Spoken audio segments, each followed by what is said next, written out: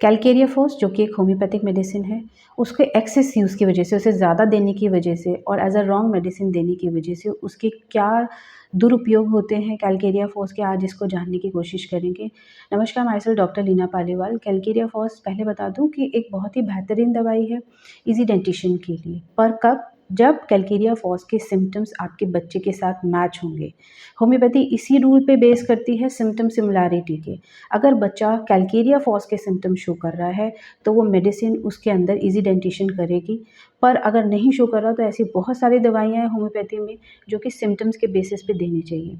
बहुत बार होता क्या है कि पेशेंट हमारे पास आता है और कहता है कि हमारे बच्चे को हम कैलकेरियाफॉस दे रहे हैं, कहीं से सुना, कहीं पे पढ़ा और हम बच्चों को कैलकेरियाफॉस देना स्टार्ट कर देते हैं। दूसरे तीसरे महीने में ही, डेंटिशन से पहले ही उनको कैलकेरियाफॉस का डोजेज चल जाने लग जाए। अब होता क्या है, अगर हम होम्योपैथिक मेडिसिन को अननेसेसरी दिए जा रहे हैं, लगातार काफ़ी समय से दिए जा रहे हैं, जबकि उसके सिम्टम्स भी नहीं है कैलकेरियाफॉस के बच्चे के अंदर, तो उसके अंदर ड्रग प्रूविंग होने लग जाती है और बच्चा कैलकेरियाफॉस के सिम्टम शो करने लग जाता है।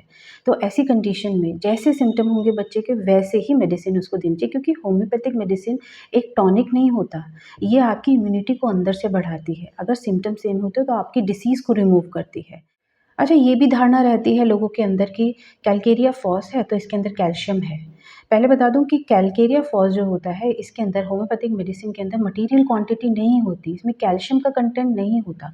अगर असल में बच्चे के अंदर कैल्शियम की कमी है, वो भी कब? जब हम सीरम कैल्शियम लेवल देखेंगे, बच्चे का ब्लड चेकअप कराएंगे, अगर उसमें सही में कैल्शियम की कमी है तभी कैल्शियम की डोजेज देनी चाहिए।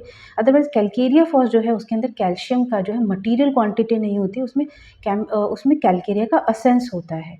जो सिम्टम्स होते हैं उसके बेसिस पे देते हैं। अब पहले जान लेते हैं कि कैलकेरियाफॉस के क्या-क्या सिम्टम होते हैं। कैलकेरियाफॉस जो है उसके अंदर बच्चा बहुत ज़्यादा वीक होता है। जो बच्चे बहुत ज़्यादा वीक होते हैं, हाथ-पैर उनके बहुत पतले होते हैं दिखने में ही, जैसे कि माल नरिश्ड बच्चे होते हैं, कुपोषित बच्चे जो होते हैं ना, वैसे दिखने में होते हैं। इवन आपने ये भी देखा होगा कि कुछ बच्चे जो होते हैं उनको उठ नहीं पाते, टाइम से चल नहीं पाते, टाइम से उठ नहीं पाते, बेड से सीधा नहीं उठ के बैठ पाते, क्रॉल करने में उनको काफ़ी समय लग जाता है, समय पर सही चीज़ें नहीं हो पाती, वॉकिंग भी उनकी देर से होती है। क्यों? क्योंकि स्पाइन में वीकनेस होती है। ऐसी कंडीशन में कैलकेरियाफॉस दी जा सकती है। पेट देखेंगे उन बच्चों का जो है, पहली बात तो माल नरिश जैसा होगा, दूसरा जो पेट है ना वो फूला हुआ लगेगा और एब्डोमेन का जो फैट है वो सैगी होगा, लटका हुआ सा होगा, ऐसे दिखने में होंगे।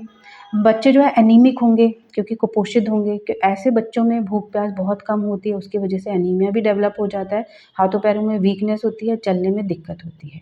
इसके साथ साथ डेंटिशन में भी प्रॉब्लम होती है कैलकेरियाफॉस के बच्चों के अंदर। तो ऐसे कंडीशन में कैलकेरियाफॉस हम देते हैं, और वो भी जब वो इंडिकेट हो।